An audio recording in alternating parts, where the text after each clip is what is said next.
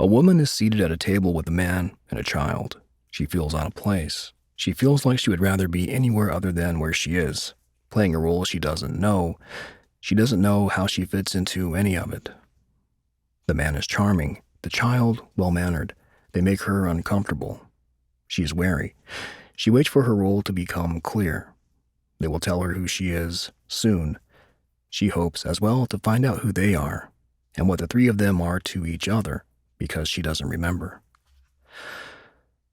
The child is darker than the man, whose skin color matches hers. The child's hair has the appearance of a soft black cloud. She is mildly put off by it, although she isn't sure why. The child has something to give you, says the man. The woman turns to the child, expectant, and receives the rolled-up piece of paper held out to her. She smooths it open on the table and stares at it, unsure. It's a plane, the man offers when she's been quiet for too long. Thank you, she says to the child, and manages a smile that makes her skin feel like tissue paper, soft and crinkly and likely to tear if stretched too much. She doesn't say that she doesn't like planes. She's sure they should know this. She expands her smile to give it authenticity. The child's smile is shy, the man's indulgent. The woman feels hot suddenly, hot like she's outdoors on a blistering day, hot like she's burning from the inside out, and yet not a bead of sweat dots her skin. She looks at the man and the child. Their skin is dry, and they seem fine. Isn't it a little hot in here? She wonders out loud. No, the sun doesn't shine in here, the man says, smiling at her as though she has told a joke that only the two of them know the punchline to. Her skin tightens. She can't see it, but she can feel it, and it feels like stretching, except in reverse. My skin is shrinking, she whispers, more to herself than anyone else. If the man and the child heard her, they make no indication of it. She stares at her hand, the one holding the fork she's forgotten about. She stares at the fork as though seeing it for the first time, before remembering that she'd meant to use it to eat the meal in front of her, which she had also forgotten about. Your food will get cold, says the man, his voice gently chiding. She looks from him to the child. Is this all right then? She asks, not talking about the food. The food is wonderful, but you seem anxious. Are you all right? I'm fine, she snaps. Instantly contrite, she softens. I'm feeling a little tired. He nods in understanding. It's to be expected. She wants to ask him what he means, but she is distracted by the child tugging on her sleeve.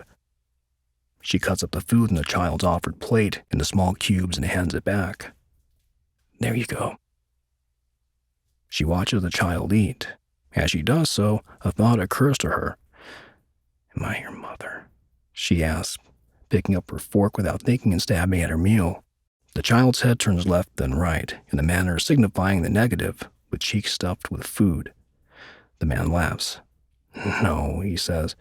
You're mine. He takes her hand, the one not holding on to the fork, in both of his, and it is then she notices for the first time that her skin is soft and papery, that she is clearly old. This fills her with sadness.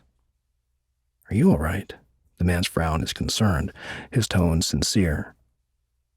I've become old, she says mournfully. Yes, the man agrees sadly. The woman nods, resigning herself to her current state. She addresses the child again. Where is your mother? Wordlessly, the child reaches over and taps a finger on the drawing of the airplane by the woman's hand. She thinks, when did that get there? On the plane? She asks the child. Is she on her way? She's dead, says the child, speaking for the first time.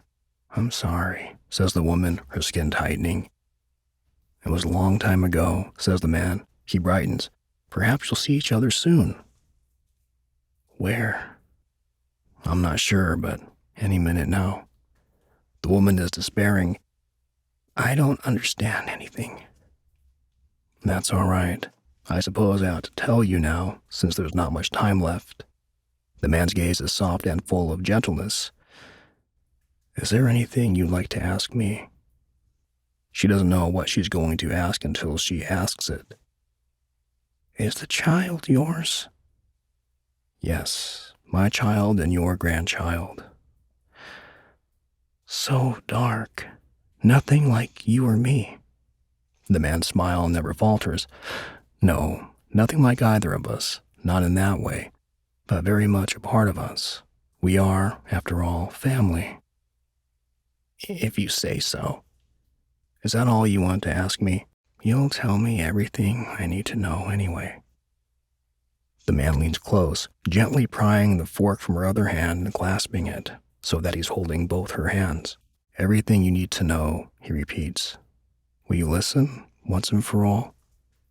She nods. In that case, here it is. You were wrong about a lot of things, and I forgive you.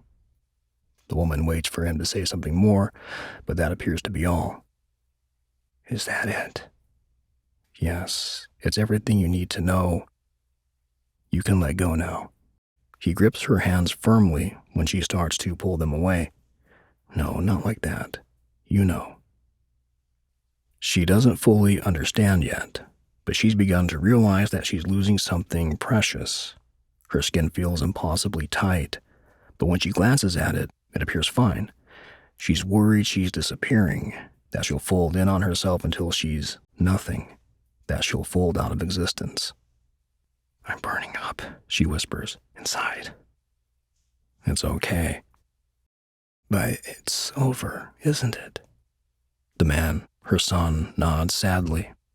She glances down at their entwined hands, then at her grandchild, so silent, her family. The first tear drops onto the back of her hand, followed closely by another.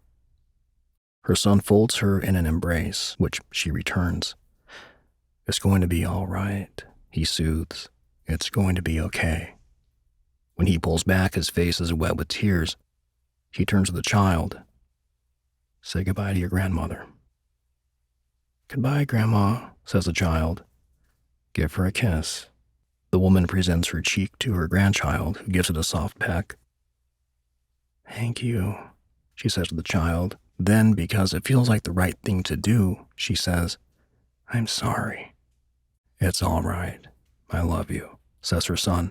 At this, her skin loosens, and she is no longer hot inside. Whatever needed to be done is done.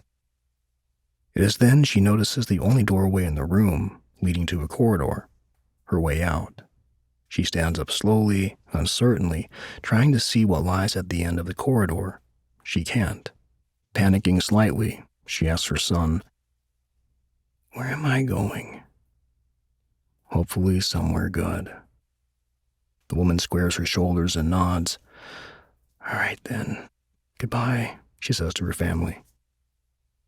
Goodbye, replied her son and grandchild. She walks through the doorway and down the corridor, which has no doors lining it, and whose end doesn't seem any closer or farther than when she went into it, even after walking for quite a while. The only way she knows she's making progress is that each time she turns to look back at her son and grandchild, they appear smaller. At last she reaches the end, where there's an open door.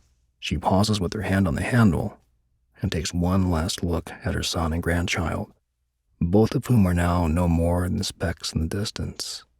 Then, bracing herself, she turns back to the door, pushes the handle, and steps beyond it into eternity.